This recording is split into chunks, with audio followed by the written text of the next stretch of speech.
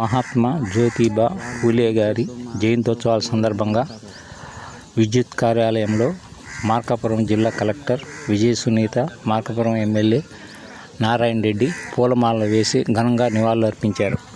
ఈ కార్యక్రమంలో అధికారులతో పాటు ప్రజాప్రతినిధులు కూడా పాల్గొన్నారు. కొంతమంది మహనీయులను మనం నేటి వరకు స్మరించుకుంటూ వారి జీవితాన్ని మనం గ్రహించి వారు అందించిన విలువలను ఈ రోజు వరకు కొనసాగిస్తున్నామంటే అది సాధారణ విషయం కాదు. అలాంటి మహానుభావులు, అలాంటి మహనీయుల్లో అగ్రగణ్యులు శ్రీ జ్యోతిరావు పూలే, మహాత్మా జ్యోతిబా పూలే గారు. దాదాపు 200 సంవత్సరాల క్రితం 1827లో మహారాష్ట్రంలోని ఒక కుగ్రామంలో పుట్టినటువంటి ఆయన దేశానికే తలమానికంగా నిలిచే ఒక వ్యవస్థని ఏర్పాటు చేసి దాన్ని ముందుకు తీసుకెళ్ళడానికి అహర్నిశలు కృషి చేశారు.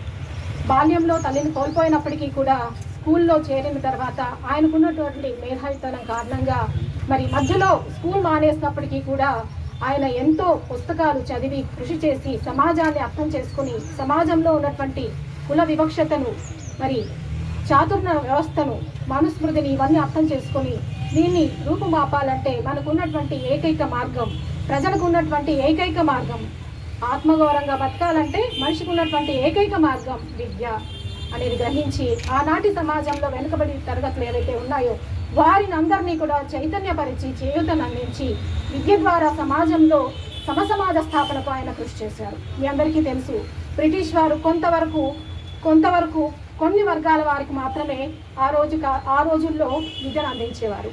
అలాంటి పరిస్థితుల్లో ఈ దేశానికి హంటర్ కమిషన్ అనేది ఒకటి వచ్చింది. లండన్ నుంచి వచ్చినటువంటి ఈ హంటర్ కమిషన్కు ఈ రోజు ఇక్కడ ఉన్నటువంటి పరిస్థితులు ఇవి అని తెలియజెప్పి, అంటే సమాజంలో ఎవరి ద్వారా అయితే మీరు లబ్ధి పొందుతున్నారో, సమాజంలో ఎవరైతే పన్ను కట్టి మీకు సేవలు అందిస్తున్నారో వారికి ఈ విద్యను అందించని కారణంగా జరిగే పరిస్థితులు, ఆ పరిణామాలు అనేవి వారు అంతా అర్థం చేసుకునే విధంగా చేసి అన్ని తరగతులకు విద్యను అందించి ఏర్పాటు చేయడానికి ఆయన తన రికమెండేషన్ హంటర్ కమిషన్కి ఇవ్వడం జరిగింది. తద్వారా అన్ని వర్గాల వారికి సమానంగా విద్యను అందించే ఏర్పాటు తదనంతరం జరగడం జరిగింది. ఇది చాలా ఇంపార్టెంట్ విషయం. ఎందుకంటే స్త్రీ విద్య అనేది ఎంత ఇంపార్టెంటో ఈరోజు మనం ఇలా నిలబడి మాట్లాడగలుగుతున్నాము అంటే దాని వెనుక ఆయన స్వల్పిన కృషి అనేది చాలా కీలకం.